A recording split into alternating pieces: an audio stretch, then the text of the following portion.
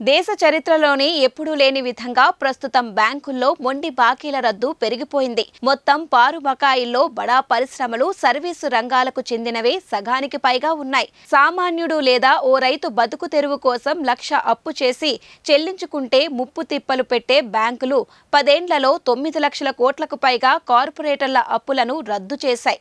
ఇదే విషయాన్ని స్వయంగా కేంద్ర ఆర్థిక మంత్రి నిర్మలా సీతారామన్ పార్లమెంటుకు వెల్లడించారు. గడిచిన 10 ఆర్థిక సంవత్సరాల్లో మొత్తంగా దాదాపు 16.35 లక్షల కోట్ల విలువైన మొండి బకాయిలను బ్యాంకులు రద్దు చేశాయని మంత్రి సీతారామన్ తెలిపారు. ముఖ్యంగా 2018-2019లో అత్యధికంగా 2,36,265 కోట్ల ఎన్పీఏ మాఫీ చేశాయి. 2014-2015లో కనిష్టంగా 58,786 కోట్లు ఎన్పీఏలను రద్దు చేయగా 2023-2024 బ్యాంకులు 1,70,270 కోట్ల బకాయిలను రద్దు చేశాయి. 2024 డిసెంబర్ 31 నాటికి వాణిజ్య బ్యాంకులు 29 కంపెనీలను ఎన్పీఏలుగా గుర్తించాయని ఆర్థిక మంత్రి తెలిపారు.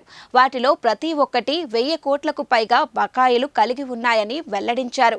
వీటి మొత్తం విలువ 61,027 కోట్లు పైనేనని పేర్కొన్నారు. గత 10 ఏళ్లలో మొత్తంగా 16.35 లక్షల కోట్లు మొండి బకాయిలను రద్దు చేయగా అందులో 9,26,947 లక్షల కోట్లు బడా పారిశ్రామికవేత్తలు, సర్వీసు సెక్టారు రంగాలకు చెందినవని కావడం గమనార్హం. రిజర్వ్ బ్యాంక్ ఆఫ్ ఇండియా మార్గదర్శకాలు, బ్యాంకుల బోర్డులను ఆమోదించిన విధానం ప్రకారం బ్యాంకులు 4 ఏళ్లు పూర్తయిన తరువాత పూర్తి ప్రొవిజనింగ్ చేసిన వాటితో సహా నిరర్ధక ఆస్తులను రద్దు చేస్తాయని మంత్రి సీతారామన్ తెలిపారు. రుణాల తిరిగి వసూలకు బ్యాంకులు వివిధ మార్గాలను అనుసరిస్తాయని తెలిపారు. సివిల్ కోర్టుల్లో దావా వేయడం, రుణ రికవరీ ట్రిబ్యునల్లు, ఎన్సీఏఎల్టీ వంటి వాటిని ఆశ్రయించడం వంటి పద్ధతులను అనుసరిస్తాయని తెలిపారు.